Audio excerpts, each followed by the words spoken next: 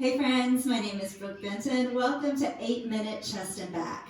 With this workout, we have 6 exercises. A back exercise, a chest exercise, back, chest, then a cardio move that primarily works the back, then a cardio move that primarily works the chest. All you need is a medium to heavy size set of dumbbells. Let's go ahead and grab your weight, get ready for our first 40-second interval, and it's going to be reverse flies. Your back is super flat, your hips are sticking out in a deadlift position. We're going to turn your thumbs up towards the ceiling and reverse fly.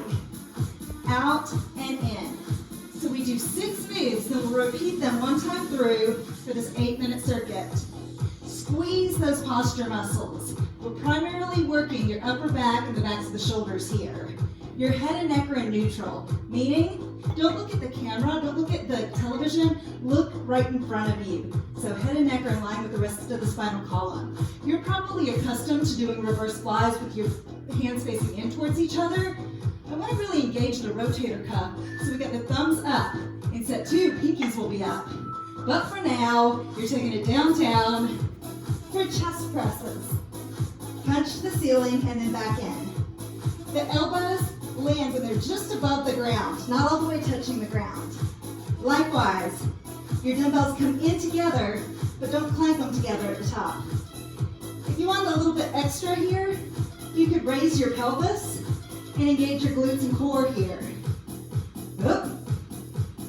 Lift. Totally optional. We got lots of good stuff coming. Our next move is for your back, but it's tons of core work as well. It's called a renegade row. Let's go there. One knee comes in, help yourself up to seated, flip it around, row, and row. A renegade row is an anti-rotation exercise, so you want to try to avoid significant shift in the hips. Try not to turn the hips side to side. If you're new to renegade rows, you may need to start with the knees down on the ground in quadruped position to try to eliminate that shift. Then with time, take the knees up, legs wide.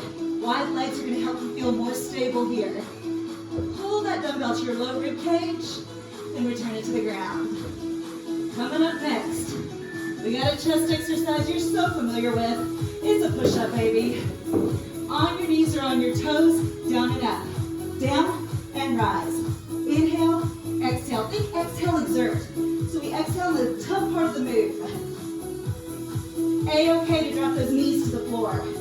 You guys, coming up next, we have our first cardio exercise. It's cardio that primarily targets your back, but you're going to be feeling the mids all over.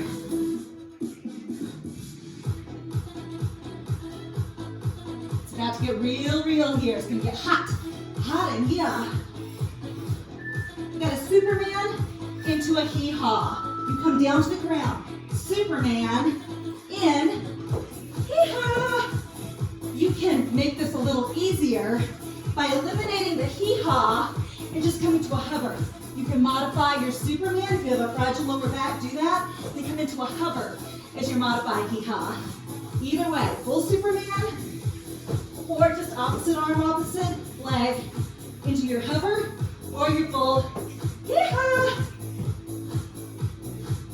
With that Superman, you don't have to lift your arms and your legs. Again, if you have a fragile low back, maybe just lift your arms or opposite arm, opposite leg. Burpee time. Push up, vertical leap. You had a feeling, right? When I said we're going to do a cardio exercise that targets the chest, you're like, lady, you can give me 2 burpees. Yes, I am. So a burpee doesn't have to have a push-up. But for this workout, I want you to add the push-up so that we are keeping the chest in this move. When you eliminate the push-up, you take out most of the pec work in a burpee. 10 more seconds. We do it all over again. Woohoo!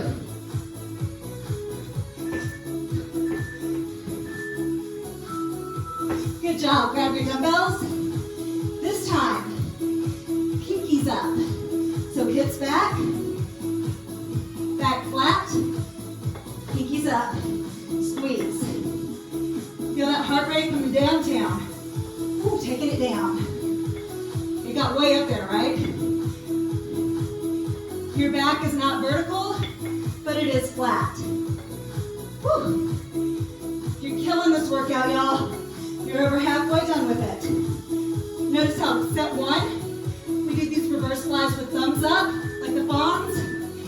got pinkies up. Take it down, chest press. With or without the glute bridge. And again, elbows stop just shy of the floor, and then at the top, within an inch of planking, but they don't plank. Woo. Lift and in. Again, you totally can leave out the pelvic bridge here, because you know we're going to get core. In our next move, we're going to get rows. Sweet. I kind of like when we do 2 sets, because you know exactly what to expect, right?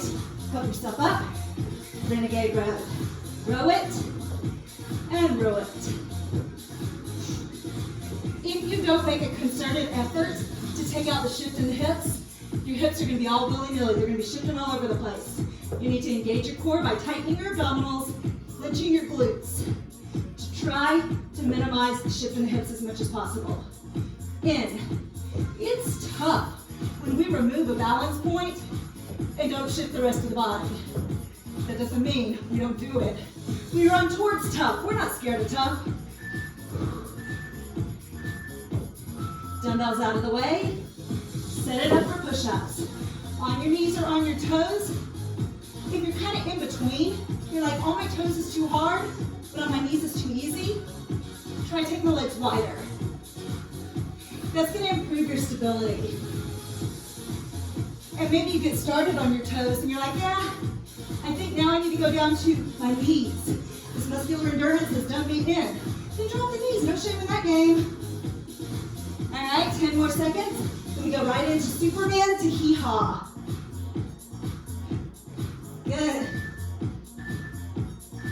Superman with me. Down, maybe lift both, or maybe just arms, no legs, or maybe opposite arm, opposite leg. With or without the hee-haw. Perhaps you just bring those knees in to hover above the ground. No hee-haw. Some of you have blood pressure issues, that taking the head below your heart is not good for you. Listen to your body. Your heart rate will still come up, even if you just bring the knees into the hover. No hee-haw. But if you add the hee-haw, man, you're feeling shoulders. You're feeling your mid-back. You're feeling cardio. Woo! Perfect, let's go. Last move. Yeah, baby, I said last move.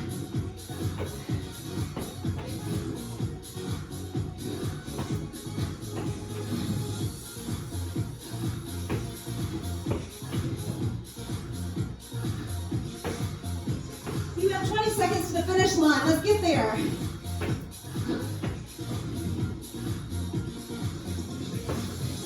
Can you jump higher in these last 10 seconds, knowing it's the very end?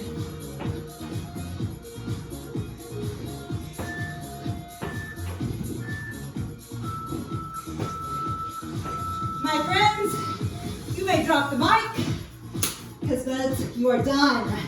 We have plenty of other 8-minute workouts. You can check those out, or maybe get a quick sip of water, towel down, and do that chest and back 8-minute circuit all over again. My name is Brook Benten, and I'll see you next time.